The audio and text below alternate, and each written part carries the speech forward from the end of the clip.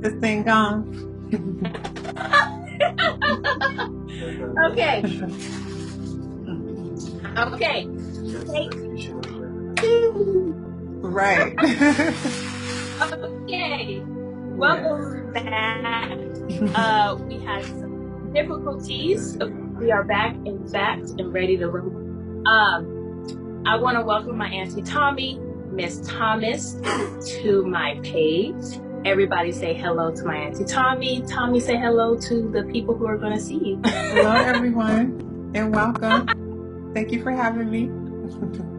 Thank you for joining us. This is a single mom chat where we talk transparently about different little things and different aspects.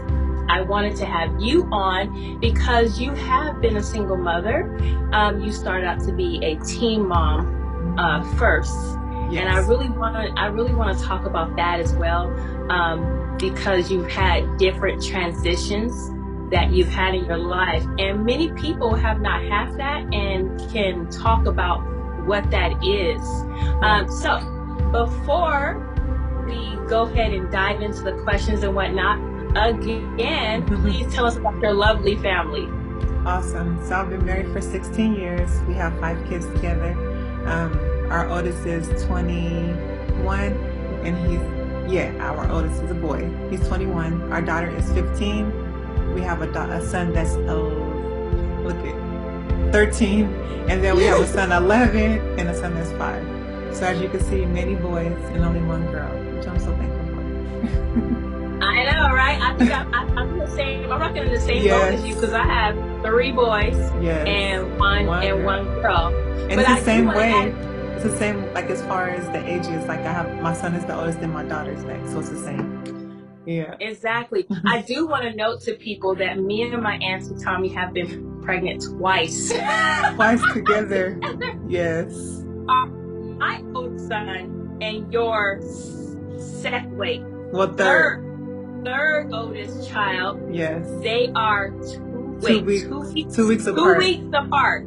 Yes. So we were pregnant our entire pregnancy together. That was so which crazy. Was fun. That was. Because you never get that unless you plan it, you know, like. And we did not plan that. And I think we found out in that order too. Planned. Yeah. I think we found out first. My sister is pregnant, was pregnant with us as well, which is her name, Keisha. She's been on our channel before. She was pregnant with her girl at the beginning of June, and then we had the 2 boys at the middle and end of June. So it was fun. That was like, I mean, I remember when I found out it was your 3rd baby, my first child, I was scared.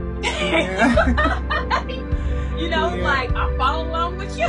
Right. So what should I do? What should I not do? Give me some advice. Exactly. No, it was I remember that. I remember that moment because Father LeBron.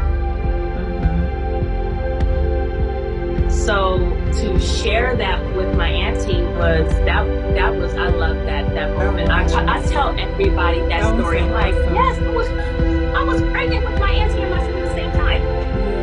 So you have 3 boys. Wait, 4 boys. Yeah.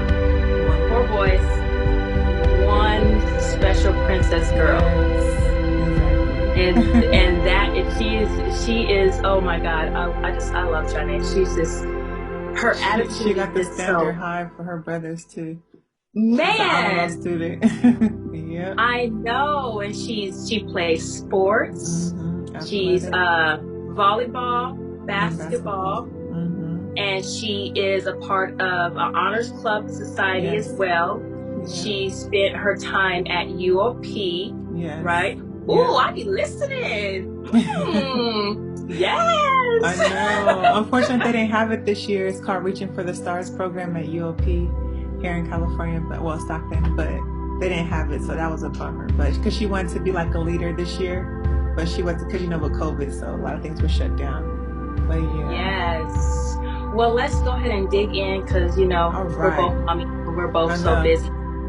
Exactly. So, my first question is, How did you feel being a pregnant as a teenager?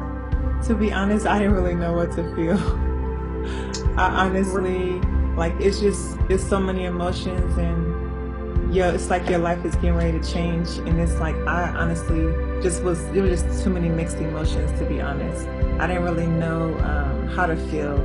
I didn't know what to do. I didn't know. It was just so many emotions. I would just say that. It was so many emotions running through.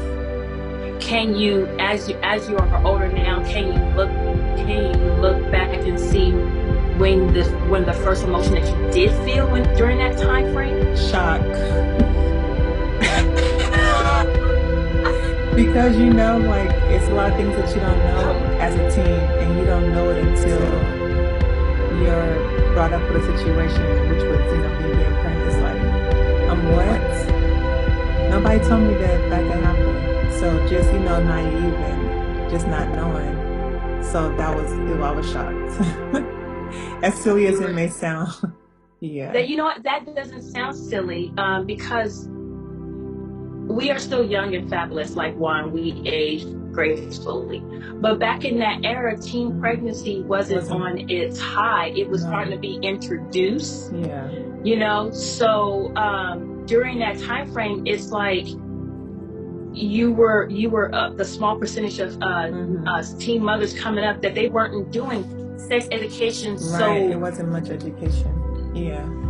So it's like, it's like, what do you know about, being intimate?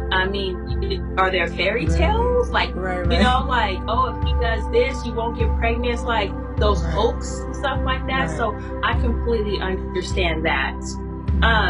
During that time, so it leads me into my second question. Did you feel you had support that you needed during that time? Yeah, because I feel like as long as you have your family, you have the support, because my mother was a big part of that, and my friends as well.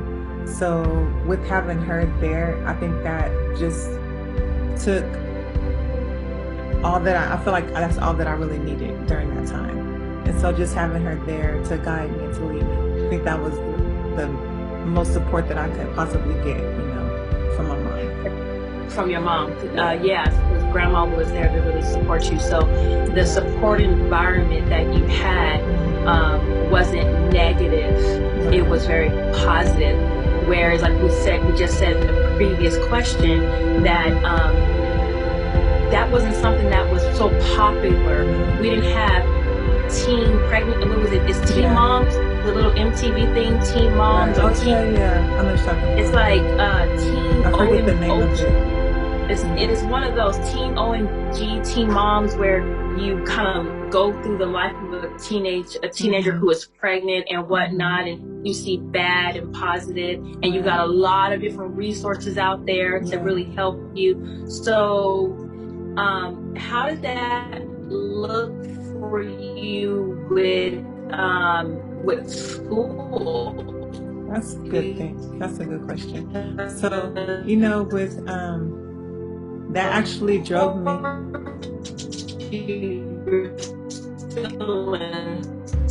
School and whatnot. Right. And so that kind of leads me a little bit. It did. So, and whatnot, it looks different from your friends, and whatnot. You can't go to the skating rink, because we used to have a skating rink back in the day. Falls were the place to be. Right. Walking around parks and hanging out with your friends around the city was a thing to do. Right. So it looked really different for you. So it brings me into my third question. How do you feel your friends? Did your friends treat you differently, or did they treat you? I think they started to they make them care for me more, because like you said, it wasn't popular then. So everybody's like, I want to be the godmom. I want to be the, I'm gonna watch it, So just having that support was really awesome too from them, because they're teenagers themselves. They don't know anything about teenage pregnancy or anything, but just having them to support and not look at me like, oh my gosh, I can't believe you let this happen or whatever. Our friends can be judgmental too. But all of them were very supportive, and like I said, everybody wanted to be the godmom. I'm like, I don't know who to choose because all of y'all are so great and I love you all. But yeah, they definitely welcomed me with open arms, and it was always like concerned, like, because it was new, like I said, it was new for them too. So for them, it was an experience for them as well. So, but yeah, to kind of walk through the journey with. Exactly. I like that. That's awesome. So it kind of brings you to my fourth question. I have a little tiny little questions around the fourth question. Mm-hmm. But knowing what you know now, what advice would you give teenagers now during this era? Because this era is really different from the era we grew up in. I mean, we're not old, like I said, but it seemed like this decade, this new generation, so now, what would be your advice to teen mothers now? I definitely would say it is definitely something that seems popular now. It's unfortunate, but it seems like it's something popular. But I feel like if they had, well, I'm not saying they don't have support, but I feel like if they had someone in their family that's encouraging them to finish school and get a job or be an entrepreneur, whatever that might look, I think that's what they really need right now. They don't need to really be thinking about having a family right now. That's just my own opinion because I have been there, and I would say waiting it would be the best because I feel like you don't have to rush a family. That will come. I feel like because sometimes you end up having regrets too. I don't regret any decision that I made, of course, but I would just say the time. I would just say them taking the time to actually develop skills. Like I said, finishing school, that's important. Maybe be an entrepreneur, thinking outside the box, or get a 9 to 5. There's nothing wrong with either of those. It's just a 9 to 5 just allows you to live. Entrepreneurship gives you the freedom to live the life you desire and build wealth for your family. So I feel like when you're young, you just make decisions and you're like, oh, I just want a kid. You think it's cute to have a kid and dress him up, but it's like it's more to life than just having kids. And everybody wants to get on AFDC, and it's like it seems like it's just this era where they're just encouraging it too often, and it's like I don't think that's what they need. I think they just need to finish school and decide and think what they really want out of life, because it's more to life than having kids, And I'm not saying there's nothing wrong with having kids, but it's like it's an appointed time for it, If you can finish school, that's what I made sure I did too, because I felt like I became a statistic, but it wasn't anyone saying that I was. It was more so me feeling like, oh my gosh, I was kind of ashamed of myself.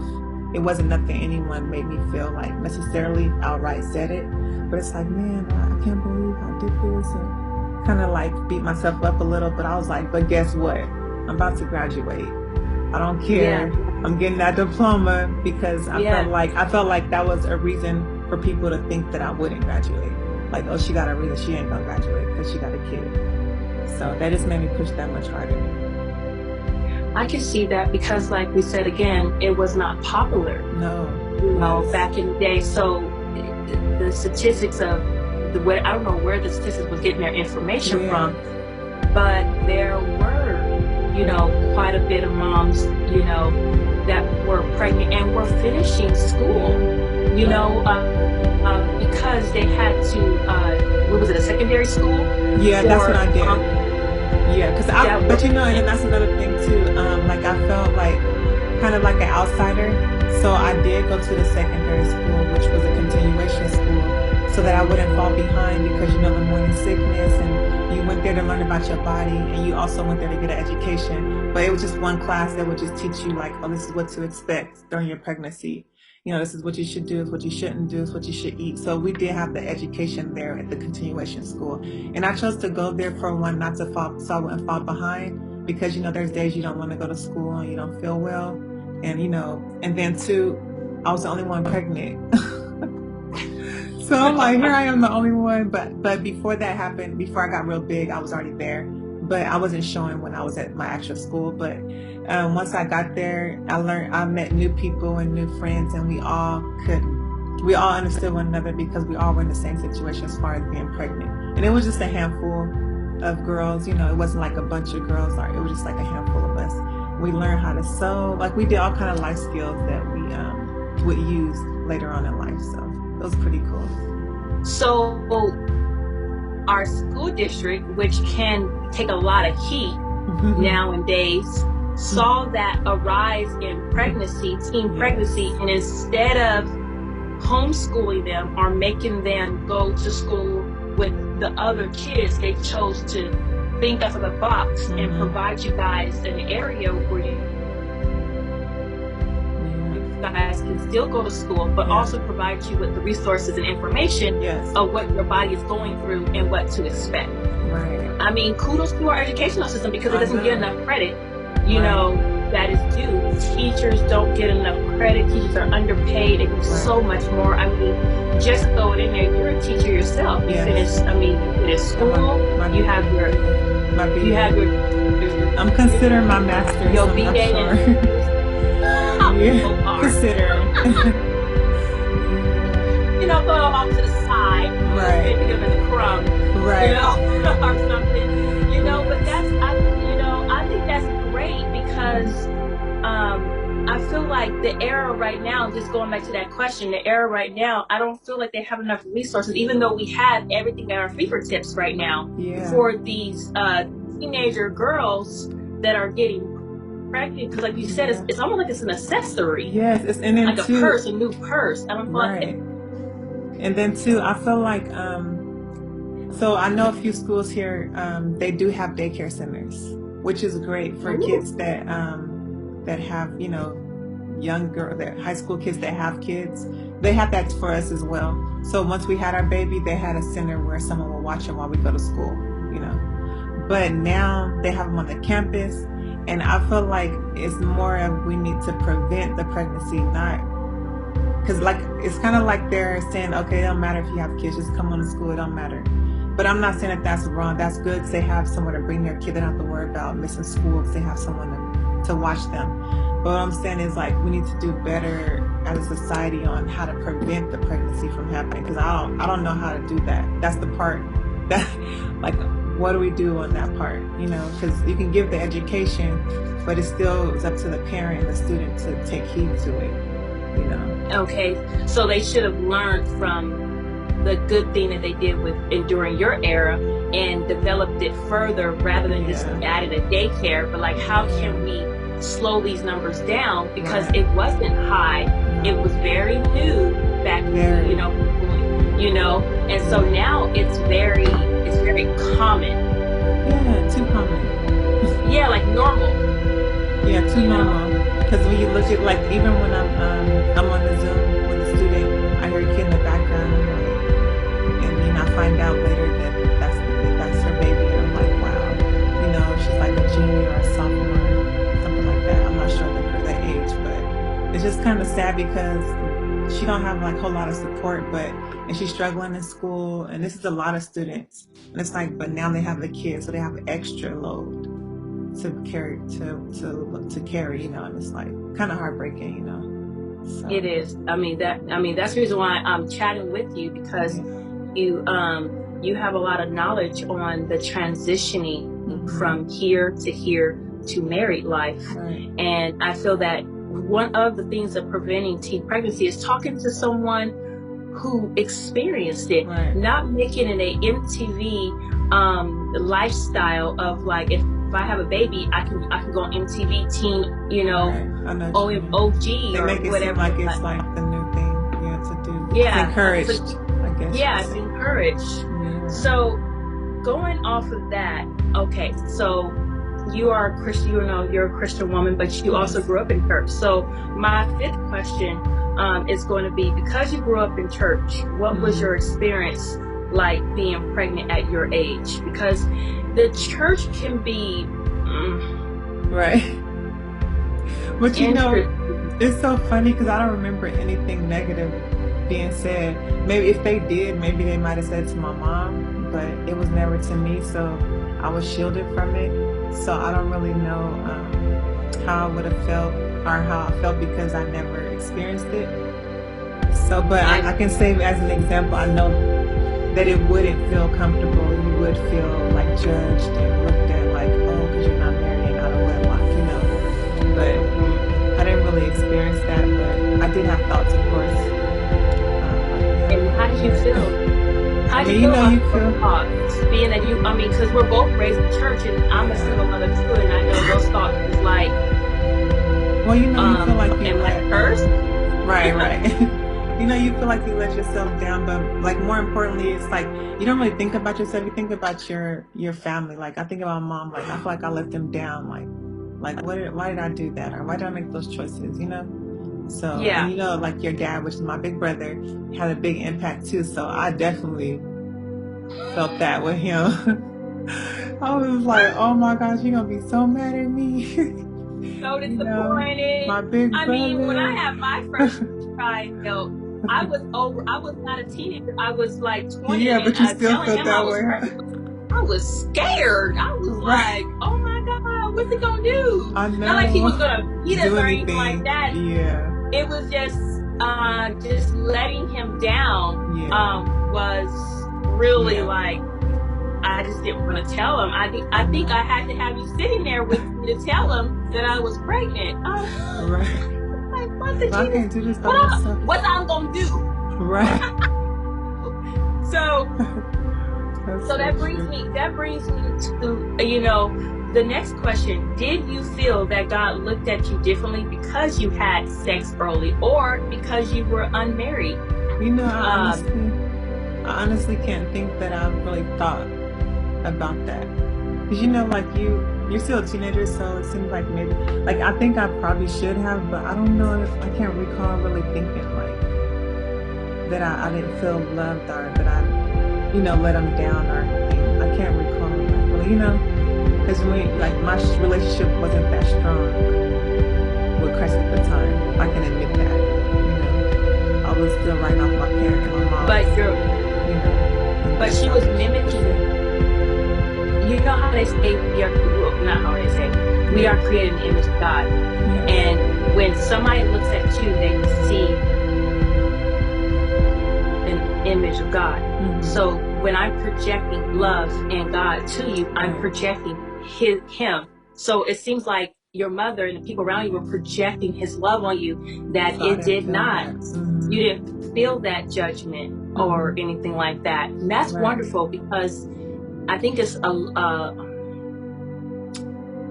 I feel like people feel like single mothers, teen mothers are sent off into a different island. Like we don't live on the same island anymore. Like I don't even know how that can even come into thoughts. Yeah. You know, it's like we are still the same and we are still God's children. Yes. We are no different from that. But it's like people's mind feel like we no longer are a part of the blessed. I mean, that's how I feel personally, but I talked to some other moms too, you know, and that, you know, and that kind of leads me into it, where it's like my seventh question, where I kind of added a little note on there. Oh yeah, we kind of touched on this too, huh? Yeah, being that, and that's why I said I added a little bit on here. How was your transition from teen mom to a single parent to a married woman? I mean, that is 3 stages, you know. Please share, because that is like teen mom, then you turn 18, you are not a teen mom, you are an adult, and you weren't married at 18, you were a single mother, then you are now a married woman. So that is 3 different steps. That some people just do 2 steps. So please share. How was that transition? Support. I have to say, death and life is in the power of the tongue. All my mom did was speak life. You're gonna find someone that's gonna love you, that's gonna love your son, that's just constantly. And you know how people do that with negative words, like they're constantly putting you down in a relationship or something, constantly, and then you begin to feel it, you begin to look it, because you're not taking care of yourself.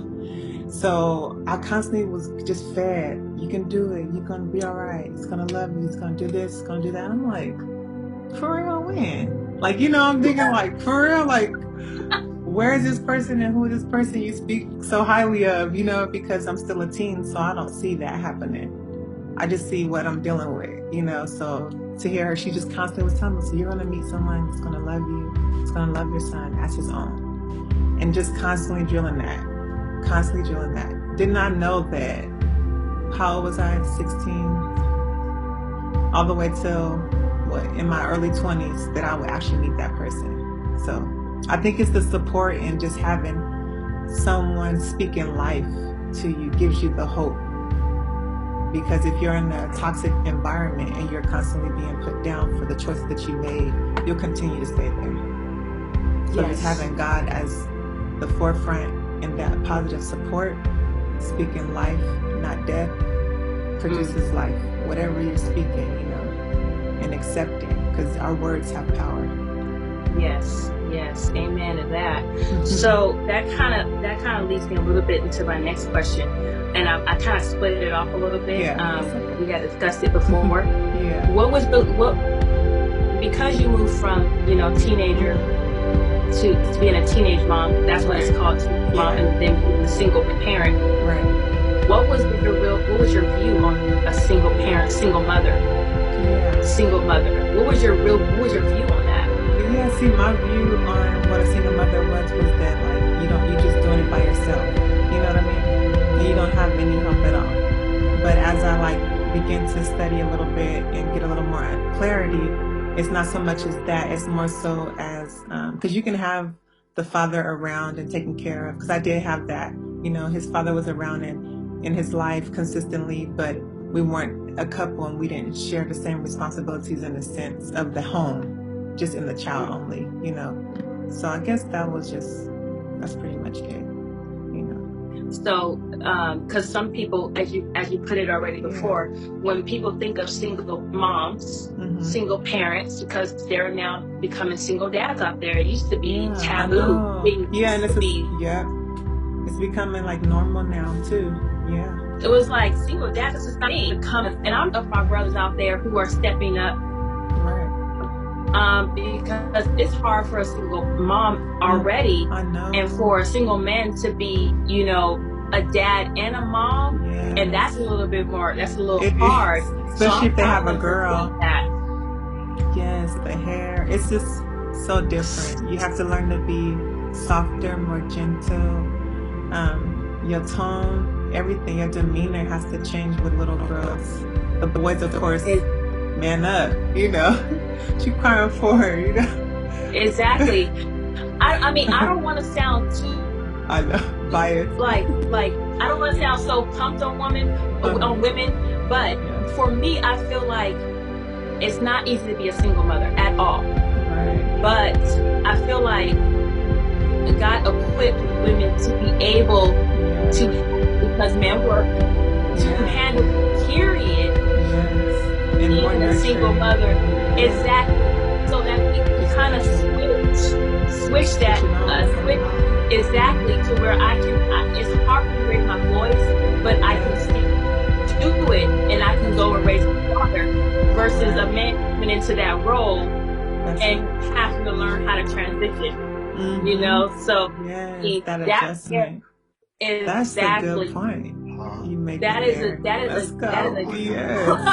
I didn't hear it like that because I never really think about it because I don't really know too many. But yeah, like you say, your brothers, yeah, definitely. That is so true because you know what Theo, being a single dad. Yes. It's like and that brings me to my other question. Do you feel like single mothers did you feel like a single mother at that age? I really did. Even though you were a teen mother, did you feel like a single mother? I really didn't, like I said, because I had the support of his father, so it didn't feel like it, even though I know that we weren't together, you know, as a couple, because we were doing things together, we were cordial back then, believe it or not. We had our points where we didn't get along, but you know, we were able to be cordial at one point and do things together as a family without being together as a couple, you know. So yeah, that's pretty much it. So what would be your thoughts on, because you are now a married woman, what are your thoughts on single mother life right now as you're viewing it as a married woman in the era that we are in now? Share our thoughts of how it looks to you now. I honestly feel like single moms are superheroes because they have so many challenges that they're facing, but they still choose to be positive. They have to be the backbone of the family. They don't get breaks. Like, I do get a break, kind of, sort of. When I say a break, I can just say, hey, Dad, I'm going here. You got the kids. You're fine. Okay, I'll be back in an hour or whatever. Whereas you guys can't just do that. Single moms can't, especially if you don't have the support of your family, or family there in the city that you live in. It's kind of hard. It's a little more challenging, and you have to find the time to spend with the kids and yourself. So it's a lot of juggling. You have to be the breadwinner. You have to think of ways to, increase your income. It's just so much. It's not your load is not distributed amongst one another. And of course, I don't feel like you can say 50 for the dad, 50 for the mom. I don't think that's how relationships work. It's always, we're always like doing a little more than, what's expected. So instead of 50-50, it's more like 80-80, like you're giving a little more. So I just feel like you guys are superheroes. When they make that post and they put that out there, single moms, they are superheroes, especially in this era. It's just so much up against you guys. That you guys are facing versus when I was a single mom. It was easier then, it was just way easier. But now I feel like it's a little more challenging. But hey, with God, all things are possible. So that brings me to my side question on this one. What are your thoughts on the negative surroundings, the negative words that surround being a single mother? Because I feel like it wasn't so bad back then, even though I was younger and a single mother, but I feel like it has grown into this. Negative. If you are, oh my gosh, I know what you mean. It's like when I don't want to be rude or anything like that, but it's like when I hang out or I'm at church or I'm at somewhere, people realize I'm a single mother. Oh, you want my man? Ain't nobody looking at me like that. That's your own insecurity. Or I don't want to invite you over to my home because you are a single parent. Exactly. But you'll invite the single woman who don't have any kids to your home, and she'll be the one sleeping with your husband. Right. So it's like, wait, single mothers don't pay enough attention to their kids in school. If you look at some of the rates of how kids, some kids that are gunning school down, they come from a 2-parent household. So it's like a double standard. Single mothers are on welfare. Why are they on welfare? Because you're not allowing us enough money to provide for. Well, you're the one who laid down. That's true, but I didn't sit up here and say, you know what, I'm gonna lay down and think of myself as a single mother.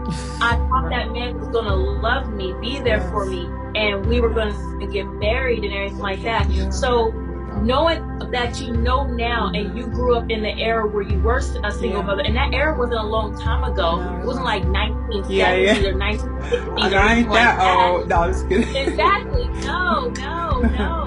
You're still a millennial child. And whatnot. So with that era coming up from now, how do you feel about the negativity words that surrounds that word? I honestly don't think it's okay, but of course, we can't control what people say. You have to counter with positive words. So what they're saying, you speak against it. So if they say, oh, you're a single mom, but you don't make it. I am gonna make it. I am successful. You got God on your side. There's more for you than there are against you. Yes, it may be hard, but the race is not given to the swift nor to the strong, but to he who endures to the end. So endurance. Allow the negative that you hear in society to give you what we talk about. Remember, a turtleback. So roll off that back. But the words do. Sometimes they may penetrate. They may get through. But it's okay. You got to go back to your affirmations. You got to go back and speak the life to your situation. you don't speak what you don't want, speak what you do want into existence. So I just feel like, people are going to say negative and they're going to continue to say things about single moms. It's unfortunate we can't change what people say or think of us. We can show them though with our actions, with our lifestyle, with our love. So that's kind of counter it. That kind of goes into my next question. I mean, how do you think single mothers should be looked at and treated, being that you were one? Man, they should be treated with the utmost respect, because I feel like at the end of the day, we're just strong beings. God just made us strong. He made us to be able to endure any and everything. And I feel like I don't think that it's right that society looks and labels. I think that they should give you guys more credit than what they're doing, and make it a little easier, kind of lighten your load by providing you with other resources that can actually help and benefit you guys. And just think of some type of plan that would be just for single moms, something that can actually, something positive that can help. Maybe a house. Just throw that out there. No, just play. But something, you know what I mean? Yeah. I'm not talking about Section 8. I'm talking about something with ownership. Something that, I think a house would be great, but of course that's not what they would do. But that would I'm just throwing it out there. That would be great, because you wouldn't have to worry about who's going to be secure, the title and stuff. That would be great. But of course, we're in a society that way, but it's just something. So, giving single moms resources to be able to help themselves come out of that mental, spiritual. I mean, we're both saved, love God. So I heard a lot what you were saying during this conversation. It sounds like you really want to be rooted and connected with God. Yes, most definitely. During the time, but as you are rooted and connected with God, you also need a support system. And you need the resources to help bring you up out of that. Because as you said, welfare is just a system to keep you there, not to bring it just keeps you out. Stagnant. And it doesn't encourage you, doesn't motivate you, doesn't make you want more out of life. It just makes you just be content with what you have and make do with what you have and accept what you're being given. No. You need to think outside the box, push yourself. Yes. You need to exercise your faith, but I think that's what needs to be done. Because I heard you say ownership, because it's like, how when you own something, there's a different type of tell you nothing of it. When you own exactly. It's like it opens your eyes to owning something else. If I can own this, then I can own that. Because you're limited when you're not. You think of, you just have a mentality of just leasing or just rent-to-owning. Because we were there. We were rent-to-owning. And they came to our door a few times, knocking on the door hey, yeah, we need that furniture. Embarrassing. But the Lord brought us out to the point where it was hey, we're not going there anymore. If we can't buy it outright, we're not going to get it. And the Lord blessed us with the finances to buy our own furniture, buy our own computer, buy our own whatever it was, ownership. So it sounds like what you're saying is that society likes to put, I don't know if you're saying this, but it almost sounds like society likes to put a limit on what single mothers can do. Yes. And if you let them, they will. You're in charge of your life, not society. Exactly. So as a educator, and you see these kids, out there, do you feel that if their parents who are in single homes, because most of the time, statistics say most of the kids that are in school now are being raised by single parent household. Right. So or if you or a grandparent or something like but that. But they're single. Exactly. Unfortunately, and grandparents should be able to sit down and not have to raise their grandchildren to them, But what I was saying is, as an educator and as you go about and you see different things and stuff like that, right? Do you feel that if single mothers had that resource, that you would have, these kids will be reading at the level that they are reading at? It's not that a lot of them you know how some people say single mothers don't pay attention to their kids' education and they don't care, they have men coming in and out, and that's not a true statement. That's not everyone though. Yeah. And that's not everyone's lifestyle. Yeah. Exactly. So how do you what resources do you feel some of these kids need as an educator? But you know, first being in the school system. Yeah, first I think it starts off with love. You have to have a love and a compassion for people in this situation, our single moms, our kids that you see that are struggling. And usually they're in poverty too, you know, so I think the resources they just need someone they can talk to right now.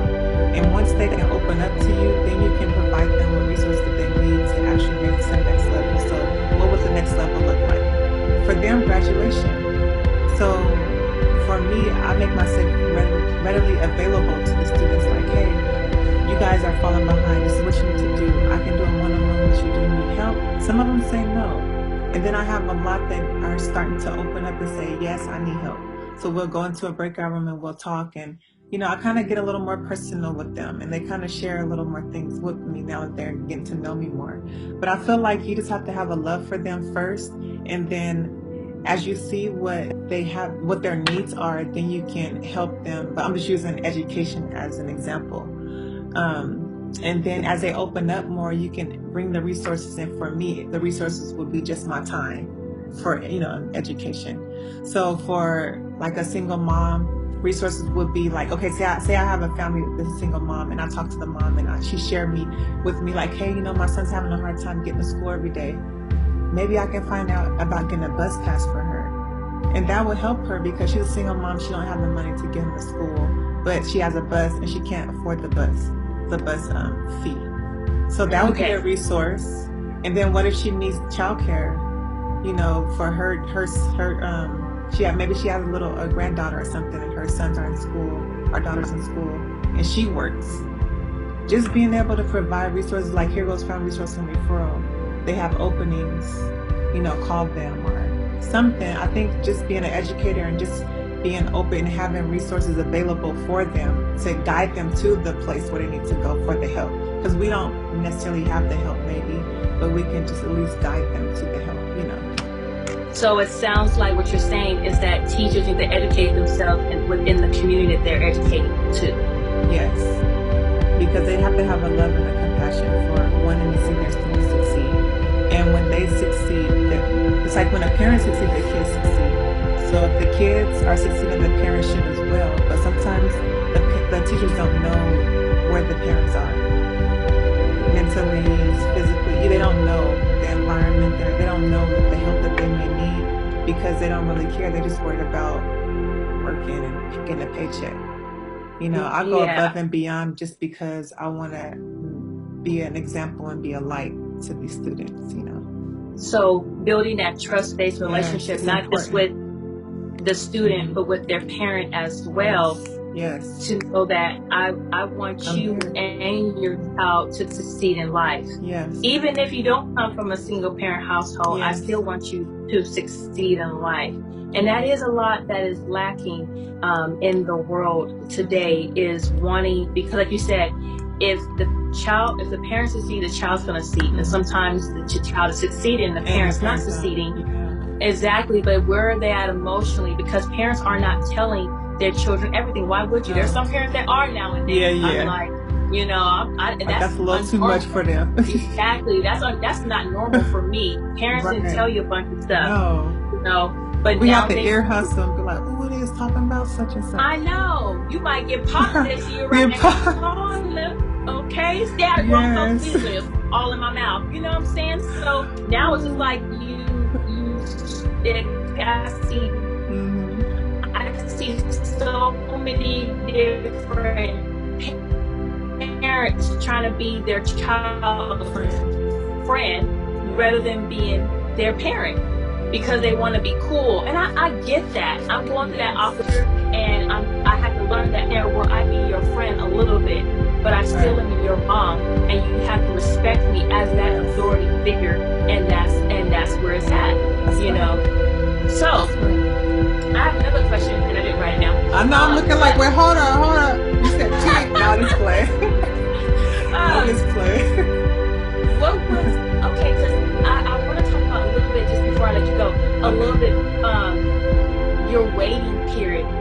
like for you waiting for your husband and the prayers? Because at that moment, I remember your relationship with God growing stronger and more. It was. And so many of single moms, they can't transition from single moms to wife with the right man that's meant for you. Right. It's single mom to another baby daddy. That's right. Single mom to a man who you live with, but it's not your husband. And that's the thing. I never lived with a man. I never knew what that was like either. So it was like a first for both of us, which was great. But I was like a little, so God knew my heart because I was constantly praying. But of course, I was young too, like we were talking about. I was a young mom, and then I was just praying like, Lord, because when things didn't work out between my son and his dad, I'm like, Lord, I really want a husband. I want a family. And I will always pray the same thing. Like, Lord, please bless me with a husband and family. And it's funny because I didn't find him. He found me. I didn't find my husband him. He found me. I used to see him in 8th grade. He used to come and visit in our neighborhood. But I didn't know he was going to be my husband. Grandma met him once or twice. But I didn't know he was going to be my husband because I wasn't into boys and we were 8th grade. Like, I wasn't. And it's crazy how he came back around because his sister, he called her sister, but it's not his biological, but we consider her like family anyway because his dad took her and that's his own. And his dad lived here, and the sister, make a long story short, she would always say, Tommy, call my brother, he want to talk to you, And I'm like, girl, I'm not thinking about your brother. Like I was working and just taking care of my son, She literally hounded me to the point where I just called him because I would see her often. When I say often, it was like one of those kids that keep bothering you. Like, they'd be like, give me some candy. No, you're not getting no candy. Go play. It's kind of like that, like, come back, got some candy. What, just take the candy. Take all the candy, little kid, go. So I will always see her everywhere. Yes. And she would say, call my brother. I was like, no, because I knew he was in a relationship too. So I was like, no, I'm not calling your brother until finally she was like, he's not with the girl no more. Go call him. He wants you to call him. So I finally called him. I think after probably literally, I know it was at least 5 times. It could have been more, but I know it was no less than 5. So I finally called him and the rest is history, So the waiting period is definitely worth it, because I feel like that's your time to really consecrate your time with God and allow him to bring the husband. Because it says he who finds a wife, not her who finds a wife. And so I think that's what really kept us together because we got married so young too. So young. We were 24, so young. Oh my gosh, when I think of 24, my son's 21. 24, really? But we knew what we wanted. We wanted a family, so we started our family right away. My daughter and son are 6 years apart. We started right away. It was no time to like, oh yeah, we're gonna have a family in 2 years. I'll be planning next year. No, we want a family now. I want a sister or a brother for him now, So it was like that, but I'm just so thankful. Like, and we're still growing strong. I mean, it's just been awesome. It's been its up and downs, but with God in the center, it's kept us together. Nothing, like you said, nothing can separate us from the love of God. Same thing, paraphrase. Same thing with our relationship, So when God awakens that man to the woman, his wife, which is when it says, he that find a wife find a good thing, you gotta remember, she's already a wife. Yes. The man's not making her into a wife. Yes. She's already a wife. Yes. So that waiting period is the developing time of you building to be a wife. You know what I'm saying? So you said something so key. You said he didn't find me. I'm sorry, I didn't find him. He found me. Yes. So it was like God awakened him to you, like Adam and Eve, when God brought her to the man and he named her because it's like he found her. So that's just amazing, and the waiting part is long and you don't know and you get tired and and sometimes like, when is it going to happen? But you are a living testimony to the fact that when you wait, because I transitioned, I didn't marry until after I got as a young adult. I was a mother a long time ago. Yes. But I waited. I mean, because regardless if you want to say teen mom, single parent, you were a mother at 16 years old. Yeah. And you waited. That's a long time. You waited a long time to find that man. Whereas statistics would have said you would have got married at least once. Right. And I really thought I was going to marry someone older, because unfortunately, like, it's probably the same now. I don't know, because I'm off the market, so I don't know how that works. The market. But yeah, well, because like with dating, I don't know how that works anymore. But my husband, he was mature. Like, I was worried about, that's why I was like, I'm probably going to be with someone 5 years older at least, because I felt like everyone was so immature around me. My circle of guys were so immature, and it's crazy because he actually grew up in San Jose, which was not even in Stockton, so he wasn't even from here. So it was just really awesome. God planted him right there, and let that right sister there, because he would come and that sister. Oh goodness gracious! It's a beautiful love story. I love it because it's just it inspires me, and it should inspire other moms to wait and know that I know that it is hard to wait, but it is such a blessing, because like you said, y'all were married at 4. You've been married, what, 17 years? Well, it'll be 17. 16. But yeah, 16, yeah. That is, some people don't make it past. That is a blessing. Some people don't make it past 5 or 2. 6 months. You get an annulment. Yeah. I know a few people that did that. Exactly. So I just thank you for sharing your story and just inspiring moms who are going to see this and know that even if I see this in a time where it's not my era, I'm not growing up in where her era was when she was a teen mom. It is pretty much the same. Right. And some kids who are thinking about having kids, like, no, let me wait. And seeing mom out there can know, like, okay, do I have a good support network around me? To kind of check your support network. What are your around you? Is it a positive or is it negative? Right. Because one of the things that I take away from the conversation you have with me today is that the connection around you needs to be positive. Because if you have a negative connection around you, it's not going to work out very well for you. Well, thank you, Auntie Tomi, for sharing the sauce. That's me. Right. Well, I want to give it back to you. I want to thank you for having me. You have been awesome, and it's been a pleasure watching you grow into a wonderful young woman. Strength, just so strong. Like I said, you're the superhero. Because you're doing it all by yourself with God's help and with your positive support system. Because I'm here. I know. I had to. Yes. I'm just going to share. I had to clean out my circle, and I had to make sure that the people that are around me are positive ones, because I had so many negative ones around me that my mental health was not very well at all. But now that I have number one God, and I have I don't have a lot of people. People think it takes like a whole entourage. All you need is one. That's how I feel. I feel like one is. You can do it with just one, God and one support. And I am lucky enough to have a couple of people, maybe a handful of 5 people, good support system that I can kind of go around and talk to. You learn from each one.